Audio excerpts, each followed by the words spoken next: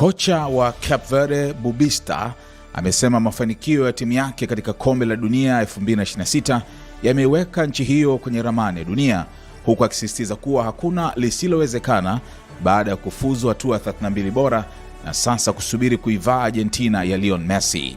Cape Verde ilifanikiwa kumaliza katika nafasi ya pili ya kundi lake baada ya kutoka sare ya bila kwa bila dhidi ya Saudi Arabia mjini Houston.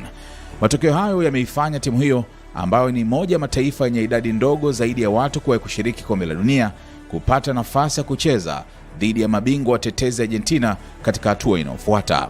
Akizungumza baada ya mchezo huo akiwa amejifunga bendera ya Cape Verde, Bubista alisema mafanikio hayo ni ya kihistoria kwa taifa hilo lenye wakazi zaidi ya nusu milioni pekee.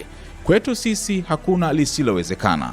Watu wa Cape Verde wanapaswa kujivunia kile ambacho timu hii imekifanya, alisema. Kocha huyu alisema kukutana na Argentina na Lionel Messi ni heshima kubwa ambayo itaisaidia kuitangaza Cape Verde duniani.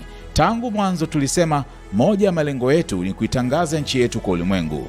Kupata nafasi ya kucheza dhidi ya Argentina na Messi katika hatua hii ni jambo kubwa kwa taifa letu, bila kujali matokeo yatakuwaje, aliongeza. Cape Verde inaoshika nafasi ya 67 katika viwango vya FIFA ilivutia dunia katika mechi yake ya kwanza kabisa kombe la dunia kwa kutoka sare ya bila kwa bila dhidi ya mabingwa wa Ulaya Hispania kabla ya kufuzu hatua ya mtoano. Bubista alisema mafanikio ya timu yake yanapaswa kuwa chanzo cha matumaini kwa mataifa madogo duniani. Hatuiwakilishi Cape Verde pekee, bali pia Afrika na mataifa yote madogo duniani. Tunataka kuonesha kuwa kwa kufanya kazi kwa bidii, umakini na kujituma, ndoto zinaweza kutimia, alisema.